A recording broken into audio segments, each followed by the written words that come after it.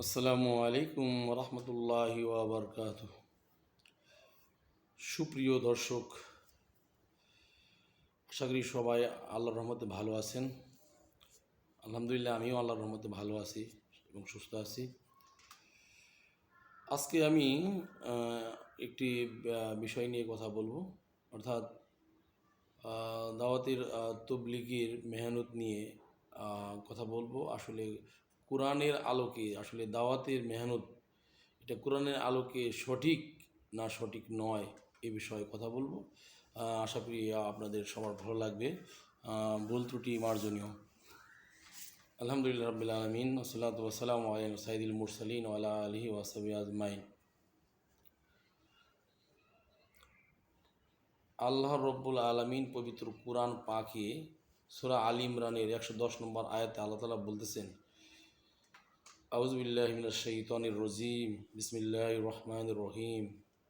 কুনতুম খায়রা উম্মাতিন উখরিজাত লিন-নাস তা'মুরুনা বিল মারুফ ওয়া তানহাউনা আনিল মুনকার ওয়া তু'মিনুনা বিল্লাহ। ওয়া ক্বালা সুবহানাহু ওয়া তাআলা, ওয়া মান আহসানু কাওলাম মিম্মান দাআ ইলাল্লাহ ওয়া আমিলা সালিহান ওয়া ক্বালা ইন্নানী মিনাল মুসলিমিন। ওয়া কামা ক্বালা আসসালাতু ওয়াসসালাম। আলহামদুলিল্লাহ, আল্লাহ তাআলা পবিত্র কোরআনে সূরা আল ইমরানের 110 নম্বর আয়াতে আল্লাহ তাআলা বলতেছেন, কুনতুম খায়রা উম্মাতিন উখরিজাত লিন-নাস, অর্থাৎ তোমরাই শ্রেষ্ঠ উম্মত, তোমাদেরকে বাহির করা হয়েছে, আবির্ভাব করা হয়েছে পৃথিবীতে, যে তোমরা মানুষকে সৎ কাজের আদেশ করবে, অসৎ কাজ থেকে মানুষকে ফিরাবে এবং ওয়া তু'মিনুনা বিল্লাহ, এর আর যা কিছু করবে অর্থাৎ আল্লাহ তাআলার উপর ভরসা রাখবে। হ্যাঁ, আল্লাহ তাআলার উপর ঈমান রাখবে। এর দ্বারা বোঝা হয়েছে যে ওই শ্রেষ্ঠ উম্মত বলা হয়েছে এখানে। আরেকটি আমি আয়াত তিলাওয়াত করেছি, অর্থাৎ সূরা হামিম সেজদার 33 নম্বর আয়াতে আল্লাহ তাআলা বলতেছেন যে ওই ব্যক্তির কথার চেয়ে উত্তম কথা কার হতে পারে যে ব্যক্তি মানুষকে আল্লাহর দিকে ডাকে এবং নিজেও নেক আমল করে আর বলে যে অকলা ইন্নানী মিনাল মুসলিমিন, নিশ্চয় আমি মুসলমানদের মধ্যে হইতে একজন। এই কোরআনের দুইটি সূরা থেকে আমি যদি বলি যে শ্রেষ্ঠ উম্মত হওয়ার একটা শর্ত আল্লাহ তাআলা বলেই দিয়েছেন, তোমরাই শ্রেষ্ঠ উম্মত। শর্ত কি?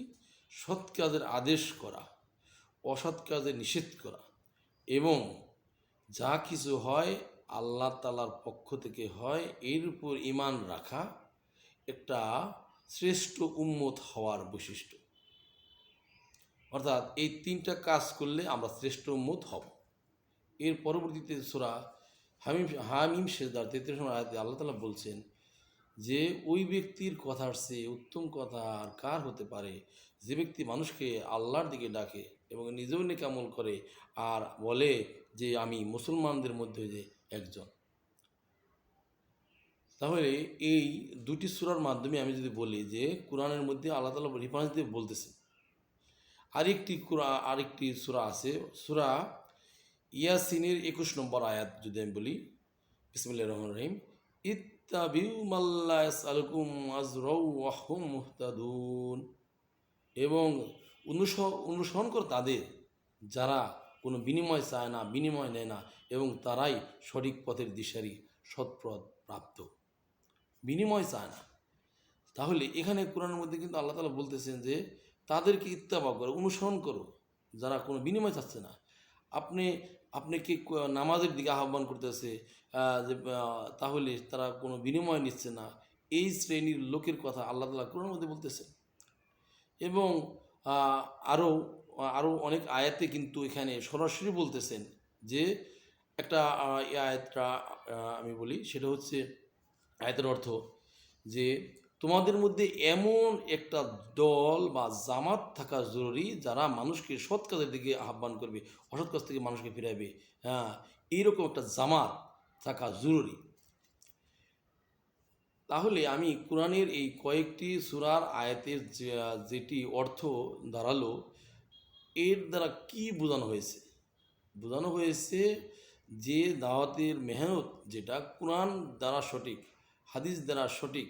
আমি একজন সাধারণ মানুষ হিসাবে আমি কোরআনের যে আয়াত তো অর্থ পড়েছি, সে আলোকে আমি যতটুকু বুঝতে পেরেছি, তাহলে দাওয়াতের যে মেহনত, এটা কিন্তু কোরআন এবং হাদিস দ্বারা কিন্তু প্রমাণিত। সেটা আমি সূরা আল ইমরান 110 নম্বর আয়াতের মধ্যেই কিন্তু আল্লাহ তাআলা এখানে বলে দিয়েছেন যে শ্রেষ্ঠ উম্মত, অর্থাৎ যারা দাওয়াতের মেহনত তৈরি, তারা কিসের দাওয়াত দিচ্ছে? তারা মানুষকে সৎ কাজের দিকে আহ্বান করছে, যেমন নামাজের দিকে আহ্বান করা একটা সৎ কাজ। এবং তারা মসজিদে যে আসরের বা মাগরিবের পর যে বয়ান করতেছে, ওখানে কি সৎ কাজের কথা বলতেছে না অসৎ কাজের কথা বলে? সৎ কাজের কথা বলে, মানুষকে সৎ কাজে আহ্বান করতেছে।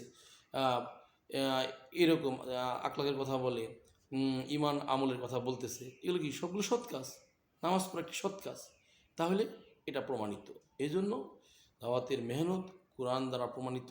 আমরা কোরআনের কয়েকটি সূরার অর্থ থেকে কিন্তু আমরা বুঝতে পারলাম যে এটা সম্পূর্ণ সঠিক এবং অবশ্যই কোরআন হাদিস দ্বারা কিন্তু শতভাগ প্রমাণিত। এই জন্য আল্লাহ তাআলা কিন্তু ওই বলা হয়েছে যে হুজুর পাক সাল্লাল্লাহু আলাইহি সাল্লামকে দাওয়াত পৃথিবীতে পাঠাইছেন কী উদ্দেশ্যে?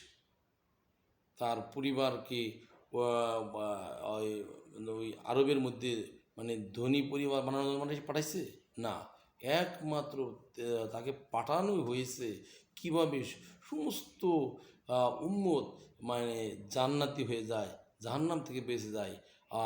তিনি নিজের জন্য রাসূল সাল্লাল্লাহু আলাইহি সাল্লাম তিনি নিজের জন্য কখনোই পৃথিবীতে এসে জীবনযাপন উচ্চ মানের জীবনযাপন করে নাই, অর্থাৎ উন্নত মানের জীবনযাপন তিনি করেন নাই। শুধুমাত্র উম্মতের জন্যই, উন্নত উম্মতের বলতে যে জাহান্নাম থেকে বাঁচানোর জন্যই তিনি কিন্তু তার এই 63 বছর জিন্দেগি তিনি কিন্তু এইরকম 23 বছরে তিনি সারা পৃথিবীতে কিন্তু দাওয়াতের যেটা দিয়ে গেছেন, অর্থাৎ ইসলামের যে প্রচার, তিনি সারা পৃথিবীতে কিন্তু সেটা পৌঁছে গেছে। এজন্য কোরআনের এই আয়াত দ্বারা আমরা বুঝতে পারলাম যে দাওয়াতের যে মেহনত যেটা তবলিগ, সেটা অবশ্যই কিন্তু কোরআন দ্বারা প্রমাণিত। আপনারা কিন্তু বড় বড় বিজ্ঞ আলেম যারা আছে তাদের মাধ্যমে কিন্তু আপনারা শুনেছেন। আমি একজন সাধারণ শিক্ষিত মানুষ, সেটা থেকে আমি যতটুকু পড়েছি সেখান থেকে আমি বলার চেষ্টা করলাম। এর মাধ্যমে আশা করি আপনারা বুঝতে পারছেন যে এটা অবশ্যই কোরআন দ্বারা প্রমাণিত যে ওই ব্যক্তির চেয়ে উত্তম কথা আর কার হতে পারে যে ব্যক্তি মানুষকে আল্লাহর দিকে ডাকে।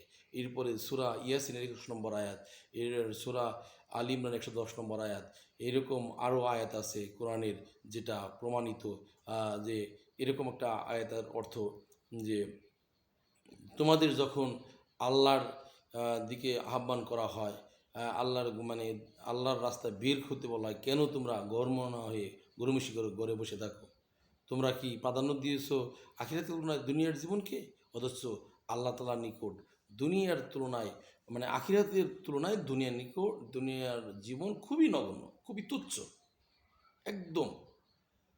এই জন্য আল্লাহ তাআলা কিন্তু এখানে কোরআন দ্বারা প্রমাণিত যে দাওয়াত যারা দেবে আল্লাহর রাস্তায় দিকে কোনো বিনিময় চাচ্ছে না। দাওয়াতের যত তবলিগের কাজ চলছে বাংলাদেশ সহ সারা বিশ্বে, কোনো তবলিগের জামাতের লোক কিন্তু দাওয়াত দেওয়ার ফলে কারো কাছে টাকা চেয়েছে, কোনো বিনিময় চায় যে আমরা এত দূর থেকে সফর করে আসছি, আমাদের কিছু টাকা লাগবে, আমাদের কিছু এরকম খাবার লাগবে? বরং বলে আমাদের যে প্রয়োজন সব কিছুই আছে, শুধু আমরা আপনাদের দাওয়াত দিতেছি, আপনারা আমাদের দাওয়াতের মাধ্যমে মসজিদে আসেন। এতক্ষণ আমরা যা বললাম, আল্লাহ তাআলা আমাদেরকে সহিভাবে আমল করার তৌফিক দান করেন। ইনশাআল্লাহ আমরা বুঝতে পারছি দাওয়াতের তবলিগের মেহনত কোরআন দ্বারা প্রমাণিত, এটা সঠিক একটা নবীওয়ালা মেহনত, এবং আর কোনো সন্দেহ নাই যে দাওয়াতের তবলিগ হচ্ছে কোরআন দ্বারা প্রমাণিত, হাদিস দ্বারা প্রমাণিত। আল্লাহ তাআলা আমাদেরকে সহিভাবে দাওয়াতের মেহনত করার তৌফিক দান করেন। ও আখিরি দাওয়ানা আলহামদুলিল্লাহি রাব্বিল আলামিন। আসসালামু আলাইকুম ওয়া রাহমাতুল্লাহি ওয়া বারাকাতুহু।